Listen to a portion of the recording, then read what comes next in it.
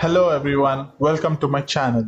Today we'll be talking about landscape and urban spaces within the city of Bangalore. As Jeff Speck, an American urban planner and designer, speaks out in one of his talks, he says these four ideas are required to make a successful urban park or a space. We need to give people reason to walk, it needs to be safer for people, it has to be more comfortable for people, and we have to also make it more interesting for people to use. I'd like to add point 5 to this, wherein these public spaces, which are individual, could actually end up being connected with various pedestrian access and bike access, as well as being a green connector by themselves. Some of the good spaces and noticeably successful projects in Bangalore are the Bangalore Park and the Lal Bagh. These parks have survived 150 to 250 years respectively of the growth of the entire city of Bangalore through its radical urbanization to become the current metropolitan city that it is. It is still as credible today to its users, as well as it contributes to the city as parks as it was back in the day. The location of these two parks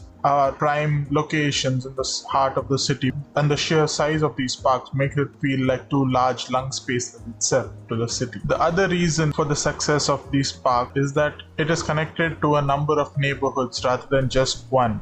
Bangalore Park is surrounded by a large number of government buildings which people need to access to. It's also surrounded by a number of sports stadiums as well as malls and high-end localities that are all a stone's throw away, making this park thriving even up to this day. What if your neighborhood parks did just the same? Unfortunately, they're looked at small chunks of green that have little to no access and no purpose and connectivity to the user. BBMP parks are generally fenced off on its edges, as well as closed off during various periods of time during the day as well as in the night. This shouldn't be the case, as it should be left to the user to decide whether to use the space or not. Rather, what the government should be doing is adding more lighting systems and safety measures in terms of the design of the park itself, and let it open throughout the day as well as night.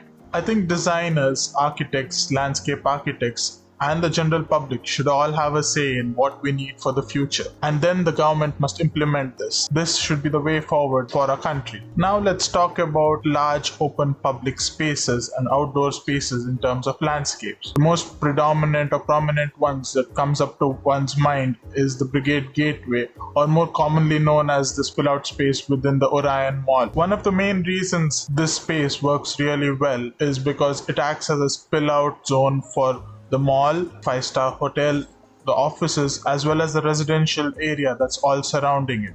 This public plaza is a good example to show how people actually really enjoy these outdoor spaces and want more of these well-designed, curated spaces for themselves. But with all of its positive aspects, it too has its downsides. This is a private space within a private complex, and like the parks, the access is again restricted to people to certain hours only. Also, these are isolated pieces of plazas that are located in various parts of the city and are very poorly connected with pedestrian links and green connectors to one another. Finally, talking about urban streets and streetscapes in Bangalore, I think Church Street is a good example of a newly designed street and streetscape within the city. This is designed with considerable amount of thought given to its design and useful thought even to its spatiality. The design of its drainage and pedestrian pathways are well done as well. It's one of the few pedestrian-centric, non-vehicular or limited vehicular road access spaces or streets within the city of Bangalore. It's well connected to the streets and pubs and brings life even in later hours. One feels safe to walk here, and there is a sense of comfort within the street.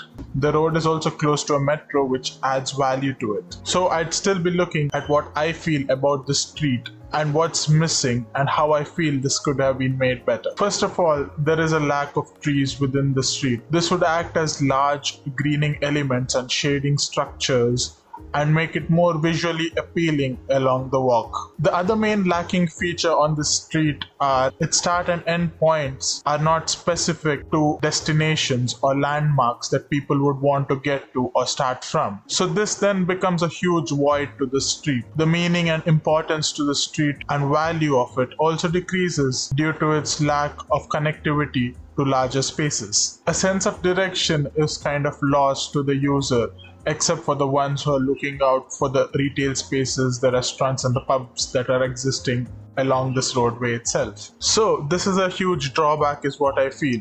A simple connect to the Cubbon Park at one of its ends would add huge amounts of value to the street itself. This is the same case with the earlier examples as well. There is a lack of connectivity between one entity to the other.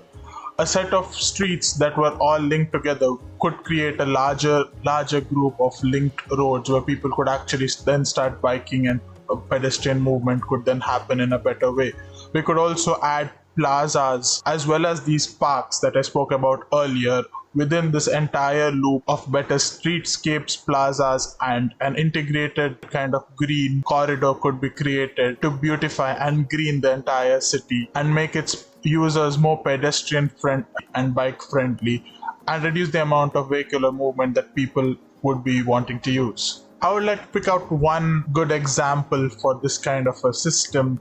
In terms of a streetscape, I would pick up La Rambla, that's in Barcelona. It connects two major parts of the city. It's Plaza de Catalunya, all the way up to its marina or the waterfront. So it's a street which is well designed and well defined in its streetscape. It's got an avenue of trees, along with it also having a destination or a start point or end point. So people have places to move from A to B and experience itself all simultaneously within. We should start giving importance and value to our cities. We can all create a better tomorrow.